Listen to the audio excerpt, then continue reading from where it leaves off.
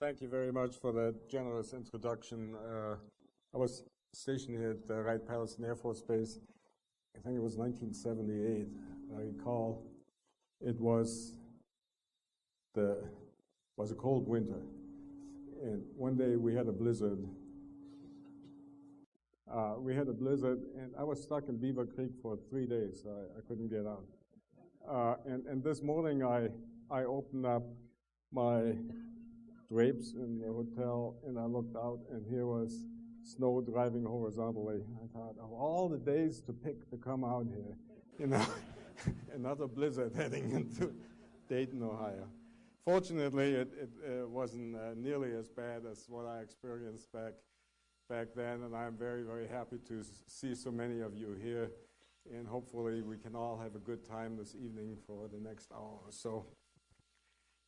I cannot think of a more appropriate place for this presentation than right here at the former Wright Field, where the men at the center of my story, two Army Air Forces colonels, spent most of their professional lives serving their country with foresight and determination.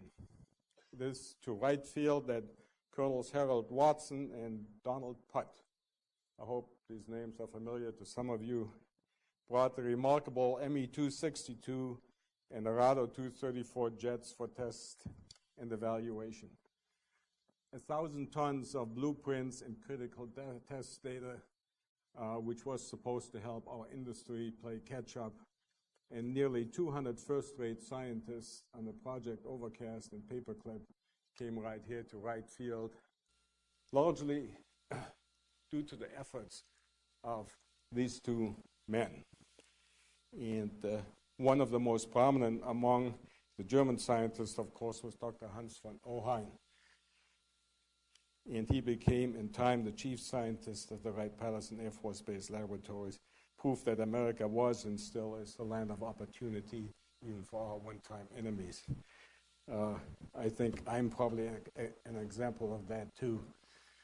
The United States has always been a great land of opportunity for me, and I hope I can continue to serve in some capacity as long as I'm alive.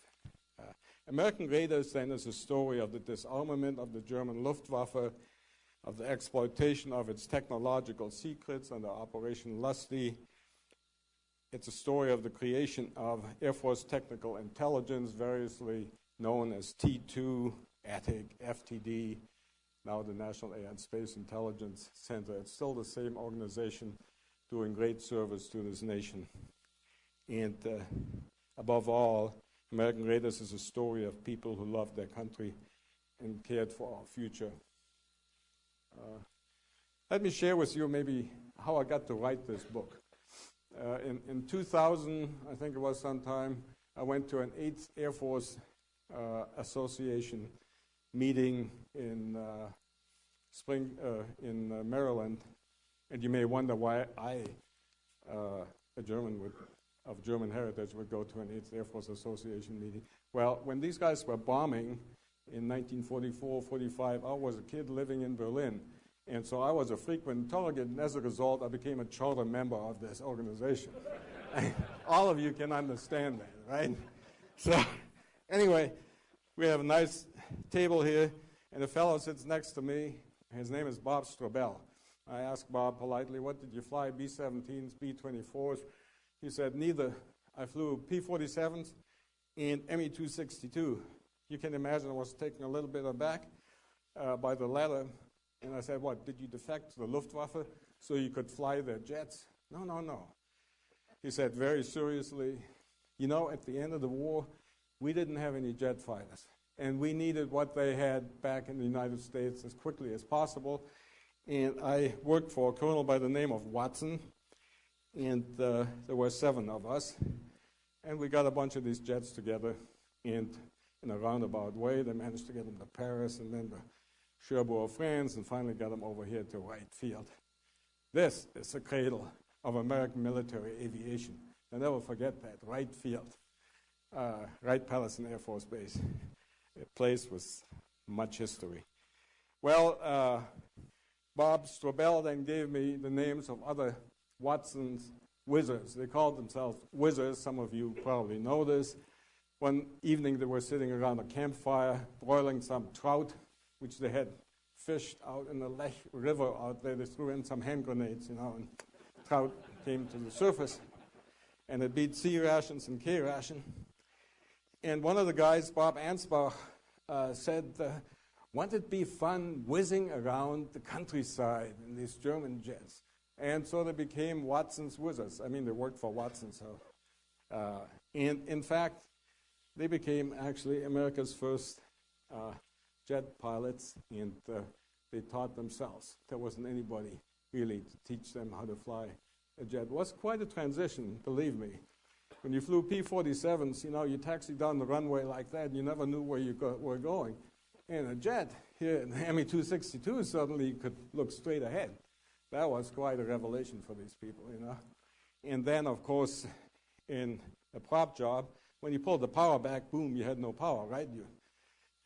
And when you wanted power, you shoved the throttle forward, and that was power. With a jet, that was a learning curve they had. This didn't happen. You pull the throttle back, nothing seems to happen, But then slowly you lose your power, and when you want power, additional power, you push the throttle forward. It took a long time for the windmills to get wound up again. So it was a surprise that they didn't at least kill one or two of them. But they tried very hard at times. I said to Bob, has anybody ever written your story? Anybody written a book about this? Obviously, very important event, contributions you and your people made to this country. And he said, no. Why should anybody do that? And I say, I think it's important. I did a little research real quick, and I found there were a few articles out filled with a lot of errors. I said, I don't know what I'm going to do with this, Bob. I called him up. I said, but would you mind me interviewing you? I said, no, come on out. I interviewed him for 3 hours. He told me all his war stories, which I then verified in the Air Force History Office, because you can't believe these fighter pilots. So, and I'm glad I did this because he died 6 months later. If I hadn't interviewed him, I would have lost a great source of information, because Bob, a first lieutenant, he's the one who commanded this little group of captains and lieutenants whom Watson had recruited to fly these jets. So he gave me a lot of insights. I was going to have one of Watson's whizzers here this evening, former Lieutenant Roy Brown, and unfortunately, because of the snow, he couldn't make it. He lives in Chillicothe, and I think it's a loss. I'm sorry that he isn't here, because you would have all enjoyed meeting him. So before Bob died, he gave me the addresses of these other whizzers, and then I went out and interviewed these good folks about their experiences. I finally decided to write this book because I found out this was such an important event in American history, the transfer of this technology to this country and how it was accomplished. And I wanted to do my little bit of saving American aviation history. That's why I wrote American Raiders, not for any personal benefit. Well, everything that happened in American Raiders, as portrayed in there, of course, happened within the context of World War II. And World War II, how should I define World War II? Many of you have experienced it. I experienced it as a child. It was a terrible war. Some historians say 55 million people died, John Keegan. Others say, well, no, really 70 million people died in that war. Try to think about the numbers. Most of them were Europeans. And but there wasn't anybody there to really definitively count how many people died. It was just a murderous conflict. One thing we knew after it was all over, that Europe was a heap of ashes from the city of Coventry to the Ural Mountains in Russia. It was a terrible place, believe me. And the amazing thing to me is when I go back there, I'm sure when you all traveled there, you can't find any sign, any evidence of a conflict of this nature ever having taken place. I can get my arms around numbers like 55 million or 70 million. It's just too big numbers. So let me give you a little different perspective. The United States Strategic Air Forces in World War II, which consisted of the 8th Air Force, the 15th Air Force, the 9th Air Force, and the 1st Tactical Air Force Provisional. These people lost, in a period of less than 3 years, 60,000 men. I'm talking about 60,000 people died in air action in less than 3 years. I'm not talking about the people who were taken prisoners of war, not talking about the many more wounded who were sent home back to the United States. It was a bloody conflict. We lost only in the 8th Air Force over 6,500 B-17 and B-24 bombers. Just try to think of the numbers, the losses. We're restoring an airplane right here in the museum right now called the Memphis Belle, which was sent back, completed 25 missions. Very few people completed 25 missions in the early days of World War II. It was that kind of a bloody conflict. Let's look at it from the British perspective. The Royal Air Force Bomber Command lost over 55,000 people killed. They lost over 10,000 aircraft in combat, not counting the ones lost due to accident or so. So nearly 120,000 people died in the air war against Nazi Germany. And that is more people than we lost in the entire Cold War, from the Berlin airlift through Korea into Vietnam. That's how bloody that conflict was. And the amazing thing is that in 1945, the United States Strategic Air Forces consisted of 450,000 men. Right now, our Air Force, I think, has less than 350,000. This was only one part of the Army Air Forces. It was that big. And General Turi Spatz, the commander of the United States Strategic Air Forces in Europe, had 17,000 aircraft of all types. 11,000 of them were considered first-line aircraft. I mean, just think of the numbers. We will never see air forces of that size again. There's one amazing thing. Here's this most powerful air armada that was ever assembled in history. But you know, among all those airplanes, there was not one jet fighter squadron. There was not one jet bomber squadron. While in contrast, the Germans flew their first jet fighters in mid-1944.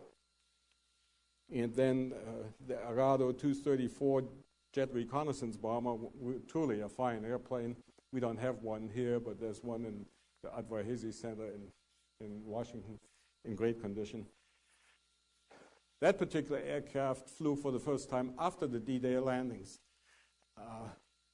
For people who think that the success of the D-Day landing, for instance, was a preordained conclusion, let me remind you of this. That airplane could fly without opposition anywhere across England, and had it been available only 2 months earlier, it could have detected Patton's sham army across the Pas de Calais, where Hitler thought the American forces were, and that we would be attacking across the narrowest part of the channel there. It would have been very easy for this airplane to take the pictures and find out there weren't any tanks, there weren't any troops down there. So even a small thing like that can affect the outcome of an operation. The Germans had a bomb sight in this Arado 234, which was far superior to our northern bomb sight, which we, of course, tried to protect like it was a piece of gold or some treasure. But by 1943, the Germans already had the paperwork for the northern bomb sight, and their scientists rejected it as being inadequate. So they developed the first cruise missile, the V-1, because the V, you know, stood for revenge weapon, Vergeltungswaffe, you know. And when we captured our first ones in 1944, we shipped it back here to Wright Field, made copies, and it was known as a JB-2 Loon. And we built a whole bunch of these things to use against the Japanese, but fortunately we never did have to use them. But German technology started flowing into American aviation very, very early as 1944. And then, of course, when our air technical intelligence teams went through the Nazis, the Luftwaffe's technological pantry, we came up with 138 missiles in various stages of development. You all remember the Nike Ajax, right? Hey, there's a German missile that made a quick transition. Can you imagine that weapon being used against our cumbersome B-17 or B-24 formations? So there was a lot of technology which could have been very, very dangerous to our people. And finally, of course, the Germans had the wind tunnels and the scientists to develop and build aircraft to fly beyond the speed of sound. Let me read you something here. Dr. F. Zwicky. Maybe you wonder why. He always went by doctor, by F. The reason was his name was Fritz. And in 1944-45, Fritz was not a good name. So he just went by F. But Dr. Zwicky fled Germany after the Nazis came to power, and he was an astrophysicist at Caltech. And he wrote a report which was published in 1946 for the Army Air Force Scientific Advisory Group, and he was part of this group. And this is what Dr. Zwicky had to say. The technical representatives who have carefully studied the war technical efforts of the Germans are rather hard put for an explanation of why the enemy did lose the war. The German supersonic experts did an outstanding job, were many years ahead of all other countries. In spite of all other mistakes made, the Nazis might well have won the war. World War II, its outcome was not preordained.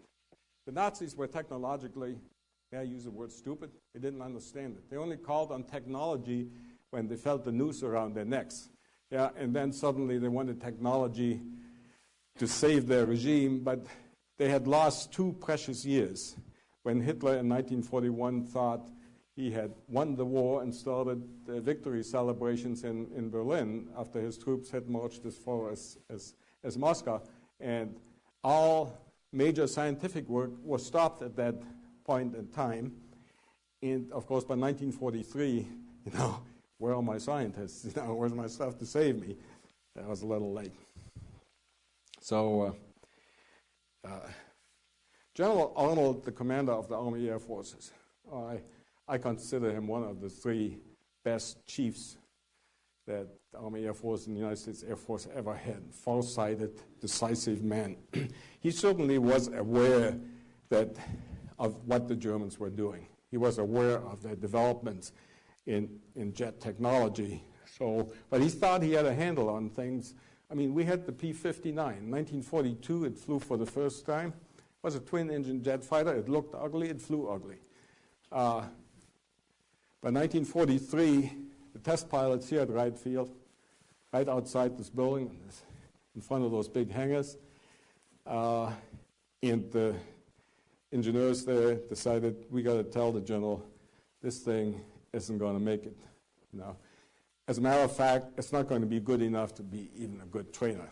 Maybe it could be a trainer or something. Anyway, he found himself between a rock and a hard spot, General Arnold, because this was before, D-Day, and this was a critical period during the war. So he turned to the Lockheed Corporation and to a young engineer who had designed the P-38. There's one here, Kelly Johnson. I still love the P-38. It's a great airplane and reflects the greatness of that man. And he, in so many words, said to Kelly, build me a jet fighter. And Kelly did just that. In 138 days, he and his small team designed the P-80. In April 1944, General Arnold ordered 1,000 P-80s. Ordering a jet fighter and designing an airframe does not make a jet fighter make. You got to have a power plant. And we continued to experience problems with the power plant. We just couldn't work it right. Colonel Watson, when he spoke to a group here in Dayton in 1945, He said the bucket kept flying apart, coming apart, I mean the combustion chamber. They just couldn't build it right. And by 1945, with all the airplanes that General Touré Spots had, we had 4 P-80 jets in Europe. One crashed, other one ended up in the factory, a British factory for engine modifications, and 2 of them we sent down to Italy to the 15th Air Force for morale flights. We did not have a jet fighter. As a matter of fact, by 1948, early in 1948, as Stalin was tightening the noose around Berlin, guess what our Air Force consisted of in Europe? The United States Air Force was in Europe, then commanded by Lieutenant General LeMay, and I served in his Air Force for 5 years, Strategic Air Command later on. And he had 1 P-47 fighter group. That's all he had. There wasn't one jet fighter in Europe to oppose the Soviets. Now, the P-80 finally turned into a real airplane. We used a few of them in Korea. It was never a great fighter, but tens of thousands of American pilots cut their teeth on the T-33 on the trainer version, and it did a great job for us. But as far as General Arnold was concerned, of course, he didn't have any jets. Bringing home the German technology was not an option for General Arnold. It was an imperative. He had to do that. He was thinking of the future of the United States. And he knew all those airplanes he had over there in Europe, the B-24s and B-17s, were good for one thing, mostly pots and pans. They had outlived their usefulness. Allow me at this time to focus on an individual, on Colonel Donald Putt, great American who was commander of Air Materiel Command finally when he retired here at Wright Field. As I told you, Wright Field, this is the cradle of American military aviation. I know you know all that. And I want to talk to you about a defining moment in American aviation history. Donald Putt was an engineer, a test pilot here at Wright Field, was assigned the bomber flight test. And it was Halloween 1935. He set out here in an X-299, was a predecessor to the B-17, fully fueled, and he was a co-pilot, and they put the power to the airplane, and they took off, and the airplane went into a steep climb, then it did what we call a wing over, and it came down like this and crashed in a big fireball. Most of the crew was killed. Putt survived that crash. The reason the airplane crashed, until then, all control surfaces on airplanes had always been locked with wooden wedges, with red streamers hanging from them. Boeing had put a mechanical system into the X-299 here, and the pilot thought that Putt had stomped on this lever and removed the locks, and then, of course, the co-pilot thought the pilot had done that. I mean, they didn't have checklists in those days. Everything was kind of seat of the pants, and they paid for it. You make a mistake, you didn't get fired in this Air Force. Army Air Corps was very small. And Putt was a bright guy. In 1937, he went to Caltech, and he studied aeronautical engineering. It was a fairly rare discipline at the time, under Dr. Theodor von Karman. Now, all of you know von Karman was one of the great aeronauticists. And he, too, was a refugee from Germany and fled Hitler's reign. And in 1938, Putt comes back here to Wright Field, and he was program manager for the B-26 and B-25. Now I'm going to say something to you here, and if you're a B-26 performer, B-26 pilot, you probably don't like to hear this, but Putt said the B-26 was a dog of all dogs. He was talking about the short-wing airplane. So I see a postcard here in the museum. It says, B-26, we lost fewer B-26s than any other aircraft in World War II. I don't know about it, but down at MacDill, where they had the B-26s, they had a saying, one a day in Tampa Bay. They were talking about not B-47s, but B-26s. So that's the flying life in those days. And then he got involved in the first jet bomber competition, so to speak, right here at Wright Field. And the Army Air Forces went out and said to the manufacturers, give us something with jets on it. And so the competition was for the B-45, B-46, B-47, and B-48. They were all, according to him, like B-29s with straight wings with jet pods stuck in the wings or on the side of the fuselage. Nothing imaginative. Another thing I need to mention right here, American industry didn't really believe in jet power. They thought there was some kind of a toy. And one of the engine manufacturers, I won't mention the name here, still in existence, wrote a paper to Putt and said that the piston engine is the ultimate form of powering an aircraft, right? And he better understand that. So that's where we stood. We had an industry that didn't believe in new technology, to move forward. So Donald Putt then in 1945, along with Hal Watson, both of them colonels here at Wright Field, get sent over to Europe. The headquarters of the United States Air Force in Europe, which is located, of course, where? In Paris, right? In a nice building on the banks of the Seine. And they do various things there, and I'm going to talk about Watson later. But on April 13, 1945, the city of Brunswick was captured by American troops. And a call came in to headquarters USTAF, to the exploitation division there, and they said, the Germans have a research center here that we didn't even know of. So Colonel MacDonald, who was the chief of intelligence for two spots, told Putt, they all knew each other in this world, MacDonald, Nuturi, Spatz, they knew each other from the early days. I mean, it was a very small Army Air Corps. You have to keep in mind, I have a copy of the telephone book here. Those days consisted of 2 pages, Wright Field telephone book here. So he sends Putt, heading an air technical intelligence team, to Brunswick, to this research center called Falkenrode. There he found 7 research labs. I mean, top flight, the best.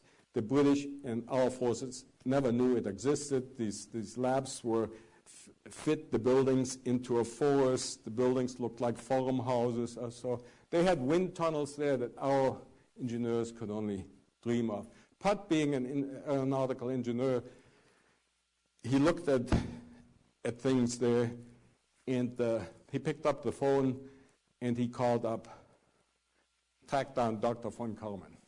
And I need to talk a little bit about Dr. von Karman. Dr. von Karman was the head of the Army Scientific Advisory Group, and he was appointed by General Arnold to tell him where American research and development in aviation should be going in the future. So Putt, with his team of top flight engineers and scientists, was in Europe at the time. So Putt calls up his former professor and says, you got to come out here, von Karman. You got to see what these people have. So here is this meeting in American aviation history which truly changed aviation. And obviously Putt was there. There was Dr. von Karman and a number of his people. And then there was Dr. Adolf Busemann. And Dr. Adolf Busemann, who came right here to Wright Field too after the war and worked many, many happy years in the United States after that. Dr. Arnold Busemann was the swept wing expert of the day. He was an expert on compressibility, on high-speed airflow. I mean, he had tested models in his wind tunnels with 45 degrees wing sweep. I mean, nobody was thinking of wing sweep in those days at all. The ME-262 had wing sweep, but that wasn't to deal with drag. That was because the 262 had a center of gravity problem. So Busemann was the world's expert in this particular field. So here you have these 2 people, Dr. von Karman, the American now, right, and Busemann. Now, these guys knew each other from the old days. Karman used to be working at the University of Aachen, where they also had good wind tunnels. Putt says when they met, it was like all homecoming, backslapping and all this. And then they addressed each other by their last names. That's the way European scientists do that. I try to recall this interchange for you. Carmen says to Buseman, "Why the swept wings, Buseman?" And Buseman says, "By sweeping the wings, I fooled the air into thinking that it, the plane, was not moving through the air as fast as it really was." You know, he delayed the onset of drag. But let me tell you what's so significant about this. This is the most knowledgeable scientist in the world, and he speaks in very simple terminology. When Dr. von Karman turned in his study toward New Horizon, to long-range study to General Arnold, I have a copy of it. Forgot to bring it from my hotel room here. What impressed me, too, in that study was simplicity of language of these learned men. Today, you cannot go to any Pentagon study and find simple language. They're filled with jargon, and of course, it inhibits communication. So I always told my young officers in the past, if somebody can't explain a complex problem in simple terms, he doesn't know what he's talking about. Believe me, that is true. So anyway, these two guys are conversing here, and then Carmen says, when did you get this idea? And Buseman says, "Carmen, don't you remember you gave a paper at the Volta Congress in Rome in 1934 that gave me the suggestion?" And then more to it. And then Carmen supposedly went like that, of course, you know. So it's a funny thing how these guys converse. In 1935, Buseman gave a paper at an international conference talking about swept wings. After that, the subject was dropped and became a state secret, German state secret, but there also wasn't any interest in it. So Buseman had been working on this for a long time. George Scherer, the chief designer for the Boeing company, sat in the back of the room. He listened to all this. And of course, he was designing what airplane? The B-47. That would change the entire world of aviation. And the B-47, of course, had straight wings, like all the other jets, the B-45, B-46. And he sent a Twix back to his team, and he told them, "Stop work until I get back." And when he got back, he and his engineers put into the B-47 everything they learned from Buseman and the German experiments. And that airplane that's sitting out there in the Cold War Hall, as a matter of fact, I've flown a number of missions in that particular plane and reconnaissance missions against the Soviet Union. Have 2,000 hours in the B-47 in injection seats, not very comfortable. That airplane really is German technology that flowed into American aviation here as early as 1945 and changed everything. This transformation was very quick, really. You all know the F-86. I think it's one of the greatest fighters ever built. You know, the first F-86 was a straight wing job, you know, just like the F-84, not very impressive. And North American, they took all the German data, and then the F-86 got a swept wing, variable incidence tailplane, leading edge slats, which we didn't even have in the F-4 later on, and speed brakes and all kinds of good stuff. The F-86 is really the son of the Me-262. And at the time in 1945, the Germans, have I gone this long already? The Germans actually were testing supersonic models. If you give me 10 more minutes or something, I love this subject, but I know I'm probably boring you to death here.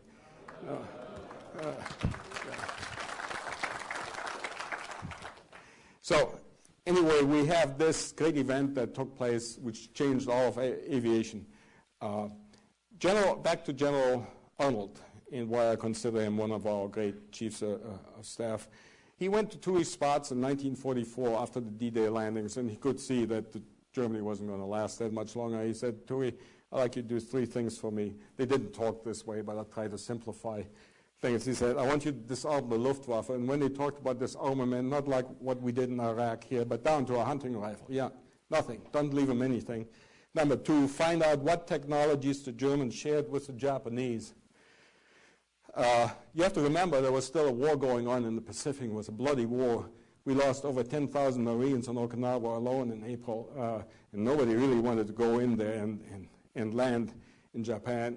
And if the Germans gave their technology to the Japanese, the last thing we wanted was suddenly they pull a rabbit out of the head with Me-262-like aircraft with air-to-surface missiles and so on.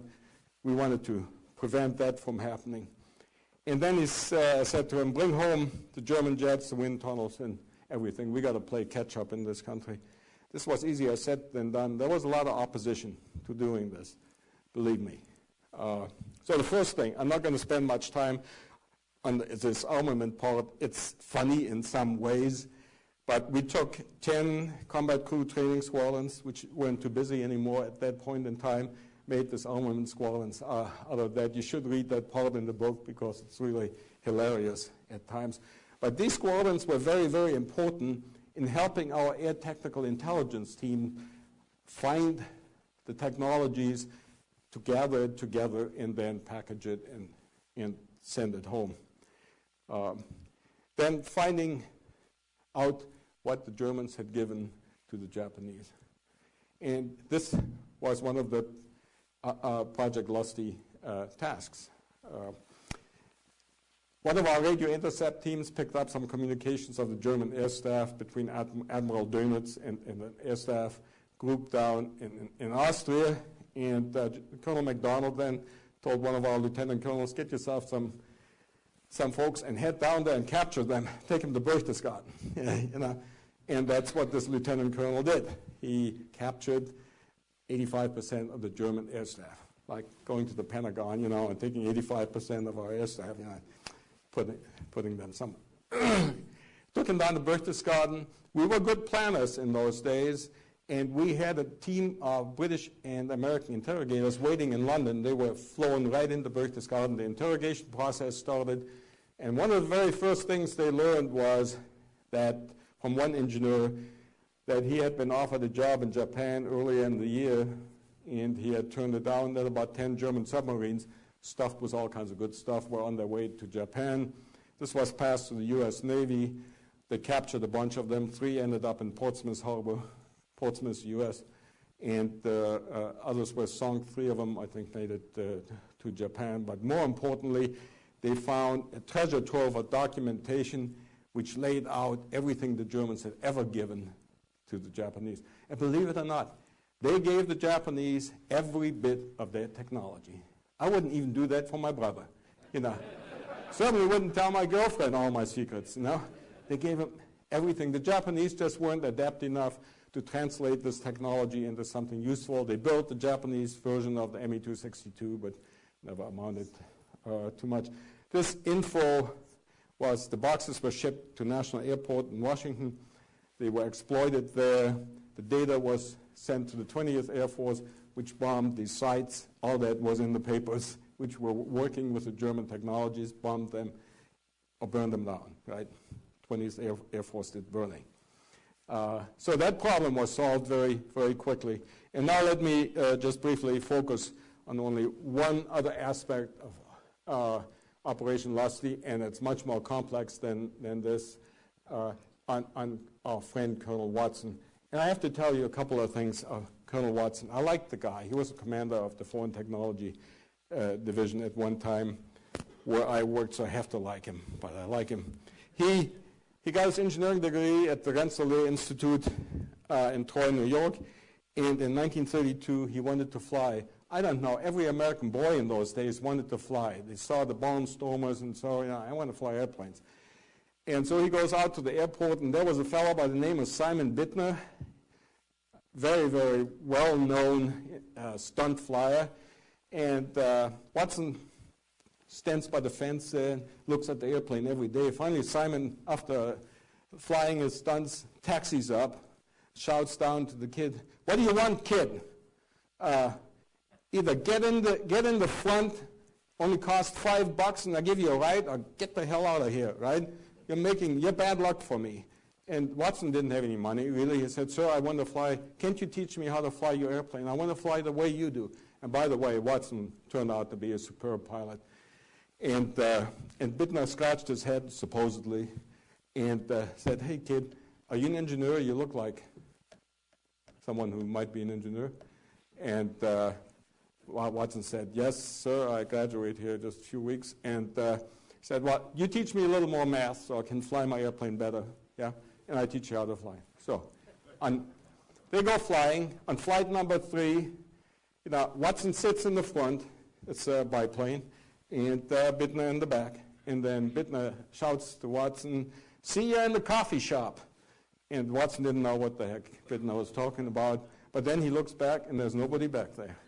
And Bittner had bailed out. Parachute, of course.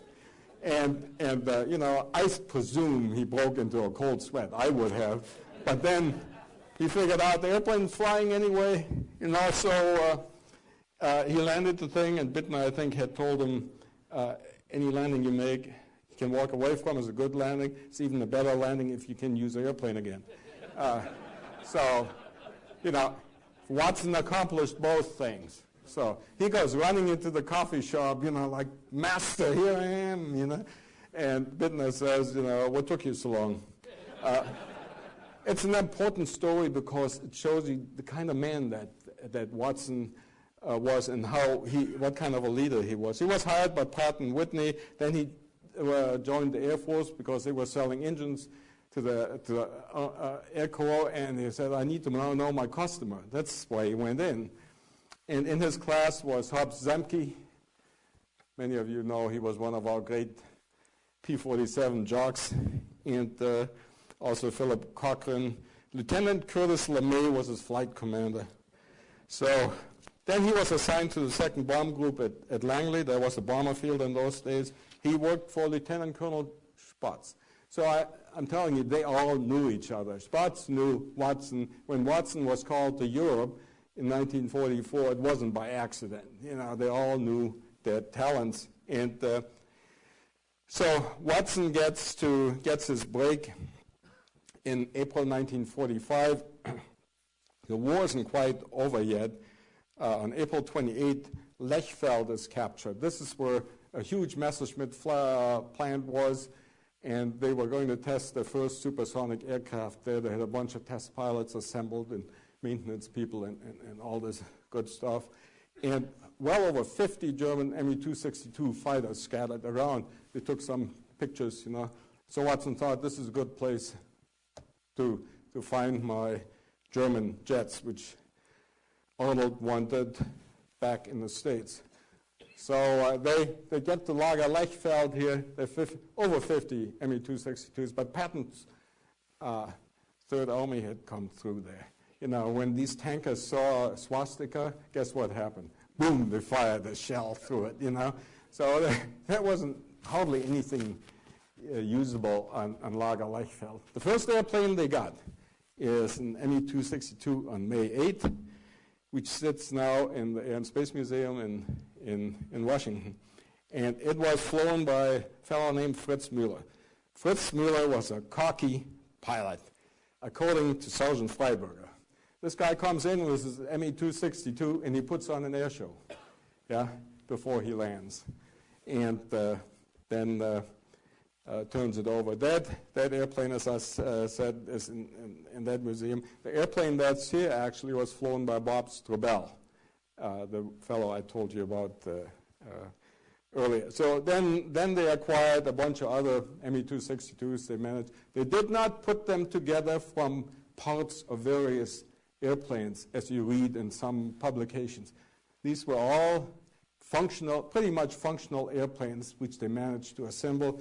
They got 10. One of them Watson gave to the French. Why did he give them to the French? Because he depended on the French for a lot of support.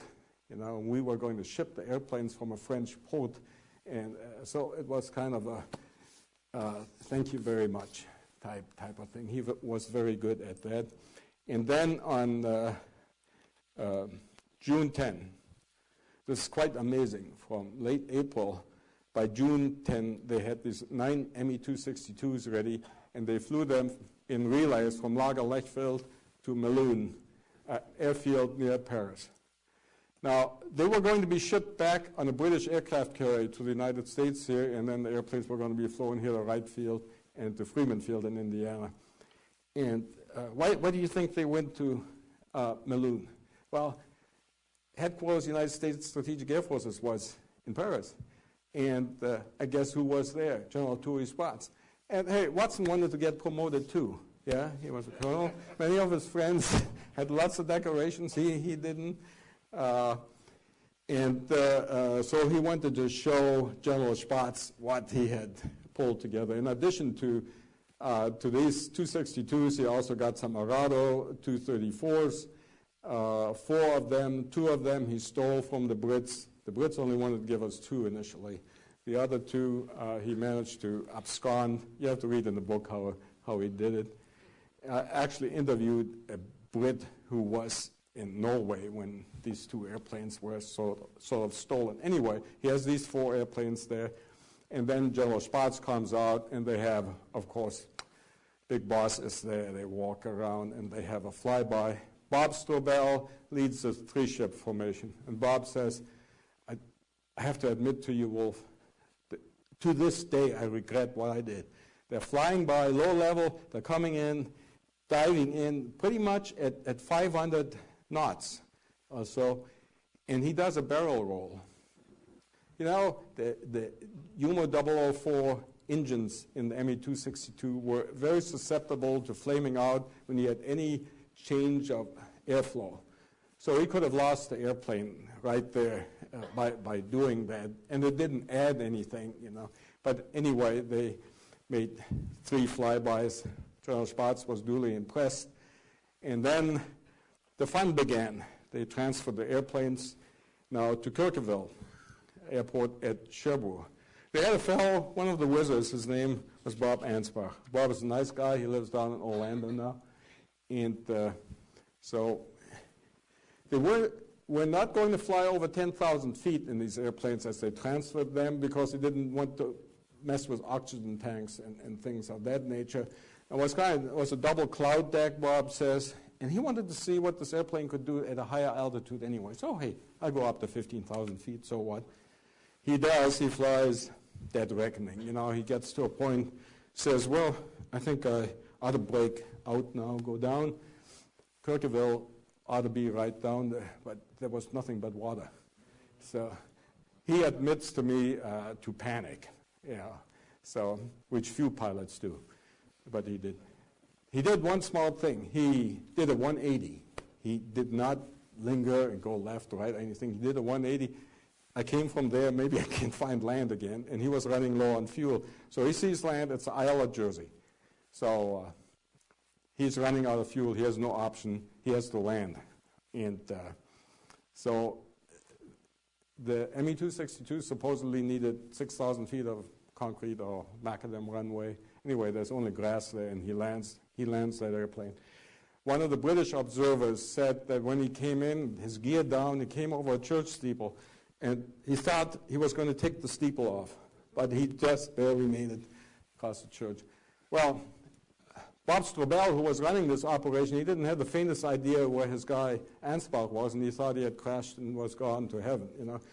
But 3 days later, Ansbach manages to get in contact with him, tells Strobel, hey, I'm over here, you know, I got lost.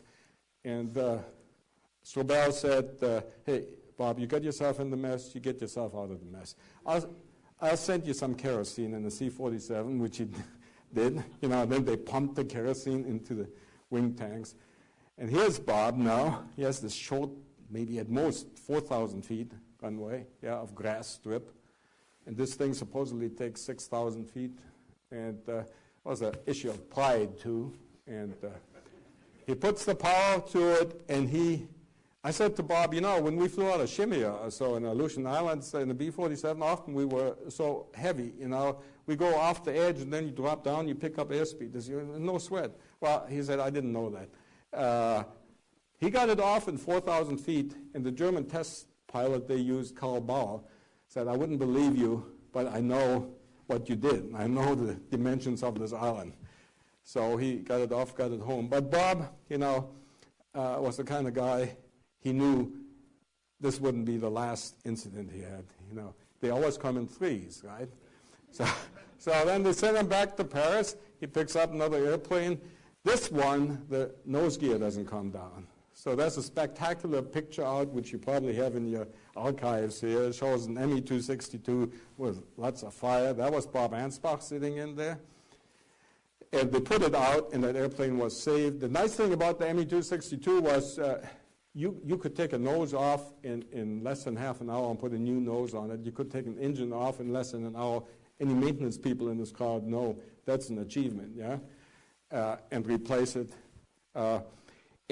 Anyway, so Bob knew the third event was somewhere out there in the future. He said he always flew with his heart in his throat after that, and that came. Transferring a Focke-Wulf 190 from the East Coast. He was trying to land at Pittsburgh and then fly here to Wright Field. And so he had runaway trim. Yeah, that means the control surface wouldn't respond anymore, and his airplane went into a loop, and he barely was able to control the machine, and he brings it in some field near Pittsburgh. One good thing about it was this was number 3, and he knew he was free from then on, And Watson just sent in another airplane, picked him up, and that was it. I'm told the propeller ended up in some hunting lodge there in Pennsylvania or something. Overall, the transfer of airplanes went actually very well. They lost one more airplane. This airplane had a 50 millimeter gun in the nose, and that gun is right here in the museum if you want to look at it. It was mounted in the nose of the Me-262, was intended to shoot down with 1 or 2 or 3 rounds bombers like the B-17 and the B-24. It was never employed. They used a German test pilot to fly it from Paris to Cherbourg. He experienced a catastrophic engine failure, and Bob told me if it hadn't been Ludwig Willy Schmidt in that airplane, if I had one of my guys flying that airplane, he would have died. He would not have known how to get out of that airplane. This was an airplane Watson loved more than anything else. This was an airplane that American intelligence right here in Washington was enthralled with because it had a big gun in the front. And Bob almost got court-martialed over this thing. Anyway, the gun was retrieved, and you can look at it here in the museum. The airplane, how Watson got an aircraft carrier at the time when the war was still going on in the Pacific beats me, But he was persistent. He was not going to have his airplanes dismantled like many of them had been before. We brought them to Wright Field. They were never put back together right, and never flew right. He was going to ship them back on an aircraft carrier, and Her Majesty's government provided the Jeep carrier, and it got all these airplanes on there. One thing I can't figure out, they took home, in addition to these advanced jets, there were some trainer versions of the Me-109. Now, who the heck needs an Me-108 trainer? I think they brought them home as personal aircraft. And they thought they could somehow, get away with it, but they didn't. Somehow they never got clearance to fly those good things. Watson came home in a German 4-engine aircraft, the Junkers 290. And some people don't think the Germans knew how to build 4-engine aircraft. They knew how to build them. They just made some bad decisions. They didn't build any anymore. Anyway, this airplane, it's a really interesting story how he got this airplane and so on. So he flies it with a crew of 9, and they land in what was a transatlantic hop, including Bermuda, and what are the islands we use, Portuguese? Azores. He lands in the Azores. Guess who is there? General Arnold is there, of all people. And one of the people I interviewed, he said, it was just hell this and hell that. It was as if, they were old-time buddies. Anyway, he gives them, General Arnold, a tour of this airplane. General Arnold flies home. Watson beats him on the way back, and it's German Junkers 290. Lands right here at Wright Field, and he was welcome. If you read the paper clippings or so, I mean, it was really something. What did Watson do after that? He put on a bunch of air shows right here at Wright Field and at Freeman Field. And there was a reason behind that. We had great problems getting funding for our jets at the time. In, was it, I think, August 1945, Richard Bong, our greatest ace, 40 kills in the Pacific, killed himself in the P-80. Congress decided we don't need any money for what you call jets. If our best pilot can't fly these airplanes, we don't need those airplanes. So there was a reason for bringing in what they called radio men, what they called the newspaper men, and all the press. When they had these air shows here at Wright Field, I'm not talking about 100, 200, 300 people showing up. 10,000 people would come out here. They loved to see Watson fly the German jets around. And I have pictures in my book. When he flew them 250 feet off the ground. They wouldn't allow that today anywhere in front of the reviewing stand. People were thrilled. And after that, of course, it is Watson who right here at Wright Field truly created what I served in, the Foreign Technology Division, what some of you sitting out here, Air Technical Intelligence Center or the new center served. And it was Watson who gave it legs, and specifically with the exploitation during the Korean War of the MiG-15.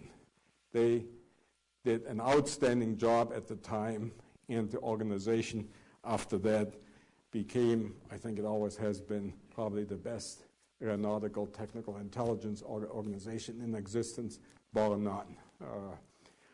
And we compared when I was there, I say we compared our achievements against many other well-known organizations, which I won't mention, and FTD always came out on top. In closing, let me say that Watson established Wright Field, T2 at Wright Field here. He later on became the Air Technical Intelligence Center commander. He retired as a 2-star.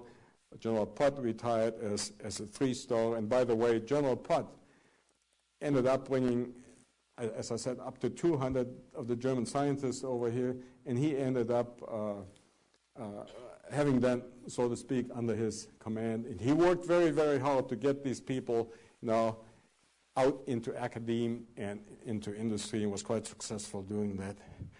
One thing, these men did not let themselves be blinded by our stunning victory in 1945. They knew there was work to be done and to make up omissions of the past. We owe a lot to people like Arnold Spatz, Putt, Watson, and many others who made sure that our future would be solid. And you can imagine there was a lot of opposition to German scientists coming over here. I mean, the Holocaust was just being revealed in all its dimensions, yet we needed their knowledge. North American field, the remarkable swept-wing F-86. As a result, the B-47 came about, and the Army fielded the Nike, and certainly later on their German team developed follow-on versions to the V-2, the Saturn rocket, and took us to the moon. It was a good investment in our future. Most importantly, from my perspective, something changed within the management structure of whatever we call it, Army, Air Force, United States Air Forces. No Air Force chief after World War II would accept or think ever again of settling for second-rate technology. That's what we had, that's what we fought World War II with second-rate technology. It didn't have to be that way, and that's what Watson and Putt told these people for a long time. We didn't have to be out there scrounging what the Germans had developed. We should have been able to develop it on our own. And that's the reason for the existence for the National Air and Space Technology Center. We will never again fall behind. And no Air Force Chief of Staff is going to buy a second-rate follow-on airplane. Maybe you can understand the debate that's ongoing at the present time for this quotation mark, expensive fighter that we want in our inventory. There are many, many interesting little stories I wish I had the time to tell you and talk about, but I hope this was an enjoyable presentation for you, and I'll be happy to answer any questions